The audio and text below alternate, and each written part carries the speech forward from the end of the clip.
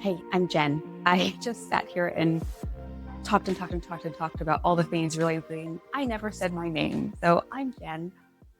Nice to meet you. I am professionally a photographer slash content creator. I kind of took a step down in quality because I have 3 children and it just was getting too hard to travel around the world to shoot things when I can have my own studio at home and work, which has made life easier. As you'll see, I had a life altering accident, and that also played into the fact that I stopped traveling as much and am now currently a homebody. I partly blame that on COVID, though. I think a why is so important, especially when something takes so much time and effort and energy.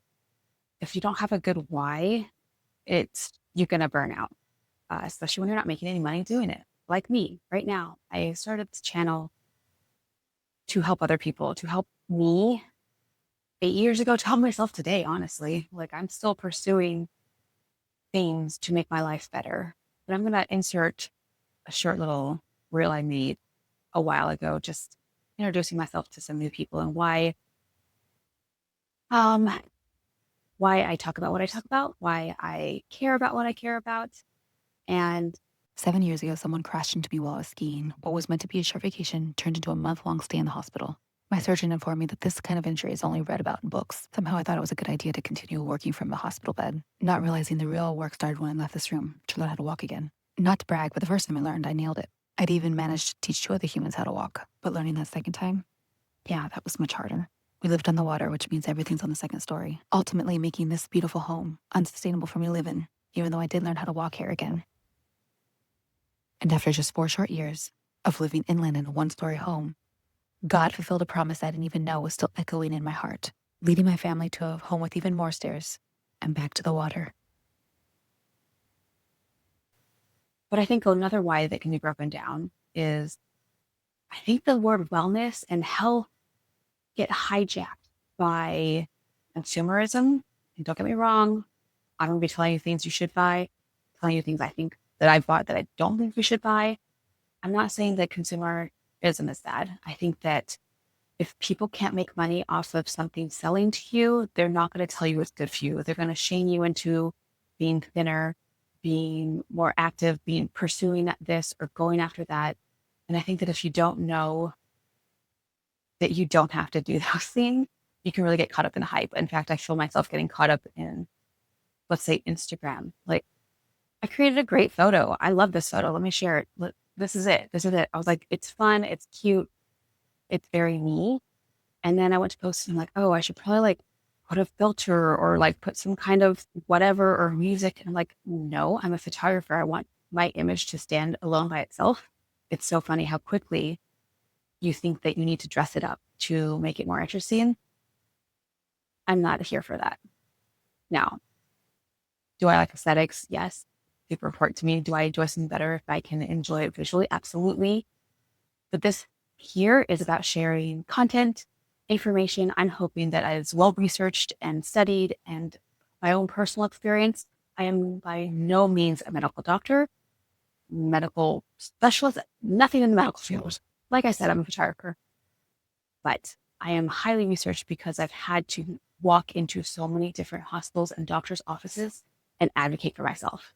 I'm all of a sudden hyper aware that I am entering the next phase of my life. Perimenopause, menopause in a severe deficit. I was never expected to have this much muscle loss and being this limited in mobility.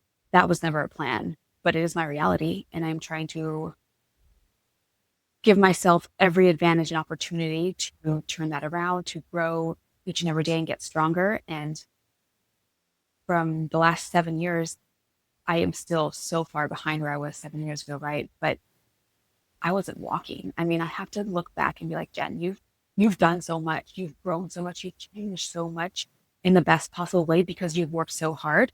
And this is me continue to work hard for myself, but I'm hoping for you too. I'm hoping to share research, quality information about HRT, which yes, I had to start that. I had a blood test, which I definitely think is where you should start because you can't make good decisions for yourself if you don't know where your baseline is at. I didn't know I didn't have like any testosterone, which also was leading to my muscle loss. I'm not really into medicines or supplements. And then peptide entered the chat, and I'm like, I'm sorry, what is that? Tell me more. What is it? Uh-huh. And I dove down the deepest rabbit hole, and I loved it so much because I'm not kidding.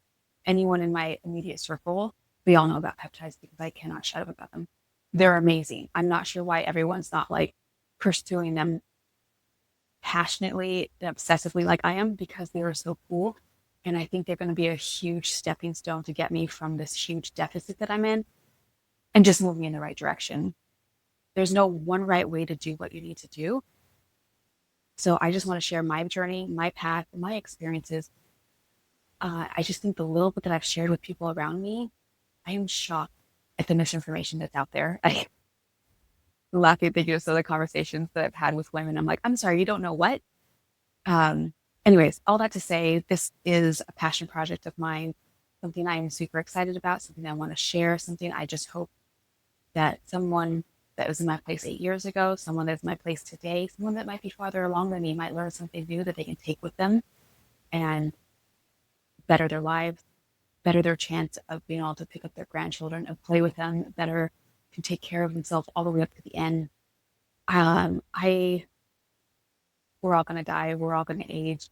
That's okay. I just want to do it with as much functionality as possible, with as much joy as possible, with as much life lived as possible. And that is why I'm here. So I hope that you are as obsessed with peptides as I am. And if you're not, you're going to be soon because I'm not kidding. I can't shut up about them. And they're so cool.